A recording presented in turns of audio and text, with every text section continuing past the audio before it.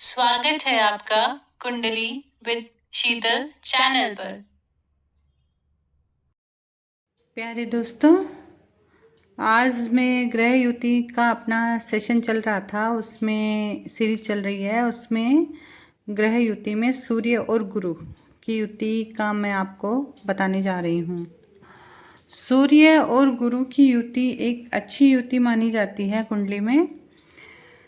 कुंडली में सूर्य और गुरु का योग एक शक्तिशाली योग माना जाता है, जो व्यक्ति को ज्ञानी, प्रतिष्ठित, तेजस्वी, साहसी और धर्मपरायण बनाता है। यह युति जातक को समाज में उच्च पद, कैरियर में सफलता, उत्तम शिक्षा और प्रबल भाग्य प्रदान करती है। तो इसके बारे में मैं कुछ योग है जो हमें इस युति से बनते हैं उसका मैं बताती हूँ कि गुरु सूर्य और गुरु की युति से गुरु आदित्य योग बनता है। गुरु बृहस्पति, आदित्य, सूर्य। तो इस योग को हम जीवात्मा योग या शिवराज योग भी कहते हैं।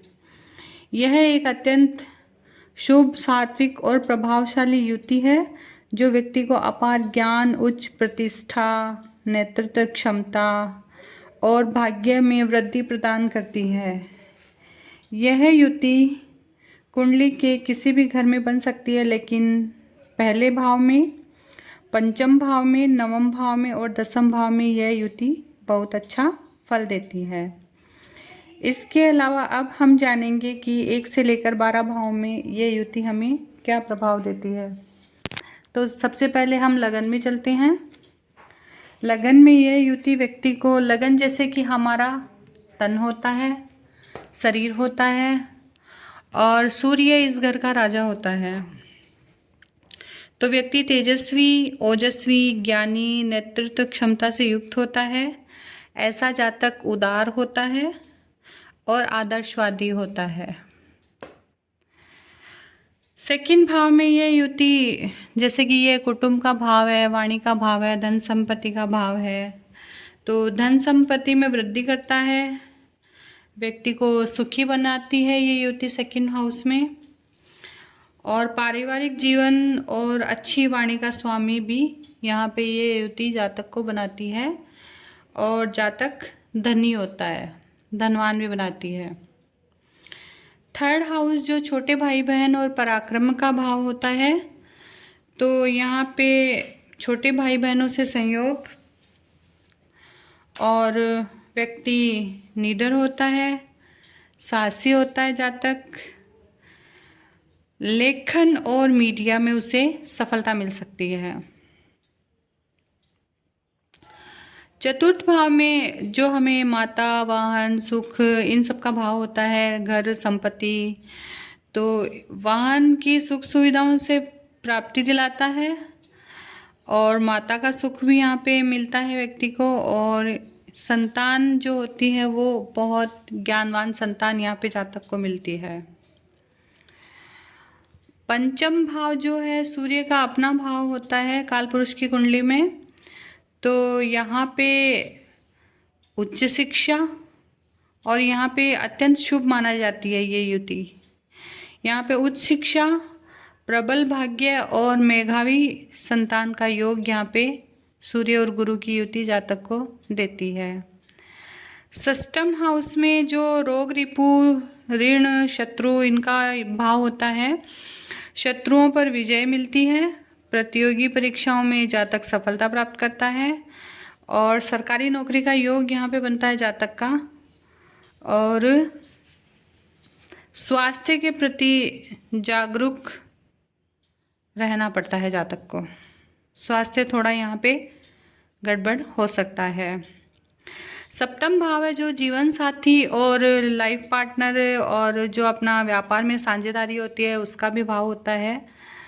तो यहाँ पे जीवन साथी समझदार और शिक्षित मिलता है, और साझेदारी में भी यहाँ पे ये युति लाभ देती है, लेकिन यहाँ पे सूर्य का नीच का यहाँ पे नीच हो जाता है, तो इसके लिए थोड़ा सा अहंकार से अगर आप बच के रहेंगे तो ज़्यादा सफलता मिलेगी, क्योंकि यहाँ पे बैठ के सूर्य आपको अहंकारी बनाता है और अहंकार के कारण फिर व्यक्ति के सभी काम गड़बड़ हो जाते हैं। अष्टम भाव है जो गूढ़ विद्याओं, ज्योतिष का और आयु और इनका भाव होता है। तो यहाँ पे गूढ़ ज्योतिष, आप अच्छे ज्योतिष बन सकते हैं, पैतृक संपत्ति आपको मिल सकती है, लेकिन स्वास्थ्य के प्रति थोड़ा सा आपको सावधान रहना जरूरी है, क्योंकि सूर्य अष्टम, वैसे तो सूर्य को अष्टम का दोष नहीं लगता है, लेकिन फिर भी अष्टम भाव में हम इसे अच्छा नहीं मान सकते।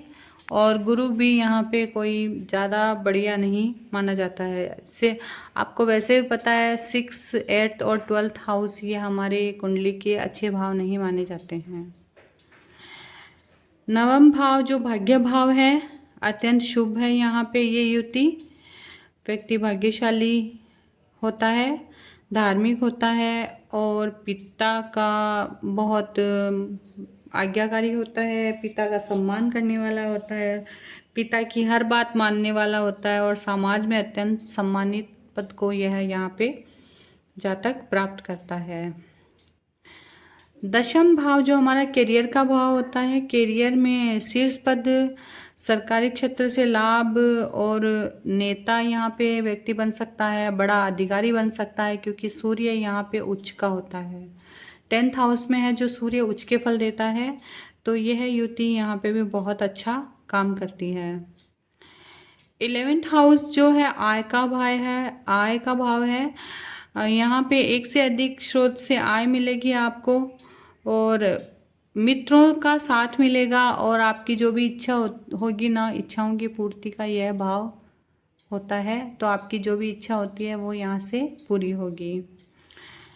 12वां भाव जो होता है वो व्यय का भाव होता है। आध्यात्मिकता में रुचि होती है यहाँ पे, देश विदेश की यात्रा, लंबी यात्रा यहाँ पे जातक को ये युति देती है। जातक दानी होता है, लेकिन स्वास्थ्य व आर्थिक हानि के प्रति सावधान रहे, क्योंकि ये व्यय का भाव है, इसलिए आप अपने हिसाब से अपना चलते रहें और करते रहें, वरना आप आर्थिक संकट में पड़ सकते हैं।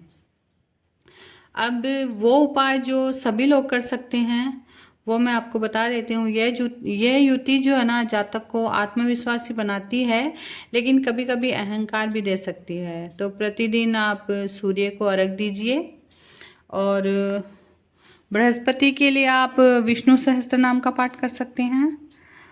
और वृद्धों और जो पिता और पिता के समान के उम्र के लोग हैं उनका आप मान सम्मान करिए और केसर का तिलक नाभि जबान और मस्तक पर जरूर लगाइए। गाय को गुड़ खिलाइए, गेहूं और गुड़ का दान करिए। ये वो उपाय है जो प्रत्येक व्यक्ति कर सकता है। तो दोस्तों, अगर आपको वीडियो पसंद आया तो मेरे चैनल को लाइक, सब्सक्राइब एंड शेयर ज़रूर करिएगा। धन्यवाद।